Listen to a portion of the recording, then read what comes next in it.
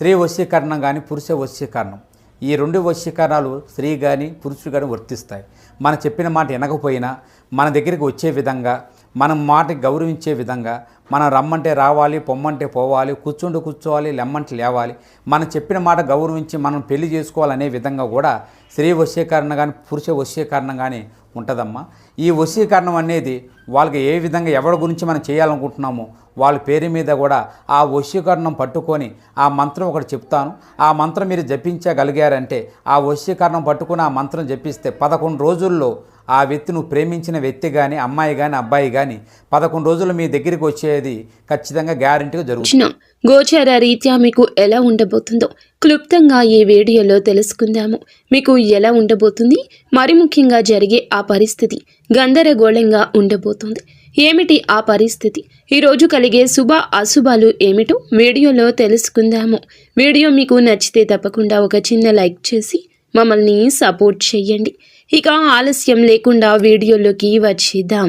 చతుర్థ స్థానంలో సంచరిస్తున్న చంద్రుని ప్రభావం వల్ల ఈరోజు ఈ రాశివారు పని స్థలం మరియు ఇంటి ఒత్తిడితో మీరు కొద్దిగా ఈ క్షణాలను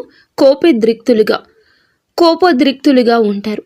ఇలా ఈ క్షణాలు మిమ్మల్ని ఈ రోజున మారుస్తాయి. అలాగే అలంకారాలు లేదా నగలపై పెట్టుబడి పెట్టడం ఈరోజు లాభాన్ని, సంతోషాన్ని తెచ్చిపెడుతుంది. మీ మనసు తృప్తితో నిండిపోతుంది.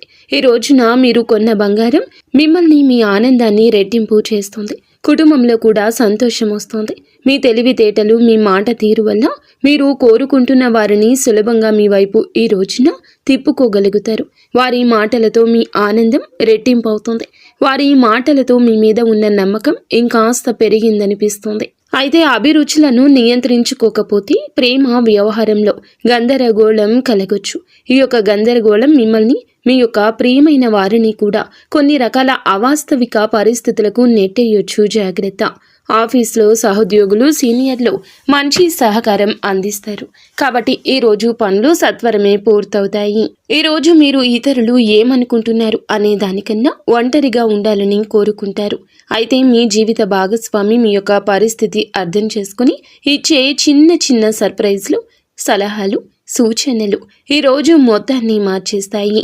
పేద విద్యార్థులకు పెన్నులు, నోట్బుక్స్ లేదా కడుపు నిండా భోజనం లేదా ఆకలిగొన్న వారికి మీరు ఏదేని ఆహారం రూపంలో పెట్టండి. ఈ రోజు వచ్చే ఇబ్బందులను అధిగమించడానికి, అనుకూల పరిస్థితులు ఏర్పరచుకోవడానికి కార్తవీరాజనుడి స్తోత్రం పారాయణం చేస్తే ఈ రోజంతా శుభప్రదంగా ఉంటుంది.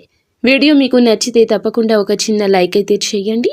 అలాగే మేము చెప్పినట్లుగా కొంచెం జాగ్రత్త వహించండి. మాట విషయంలో జాగ్రత్త. కోపాన్ని తప్పక నియంత్రించుకోండి. మౌనమే ఆయుధంగా పనిచేస్తుంది. అంతా మంచి జరుగుతుంది. ఇక స్వస్తి.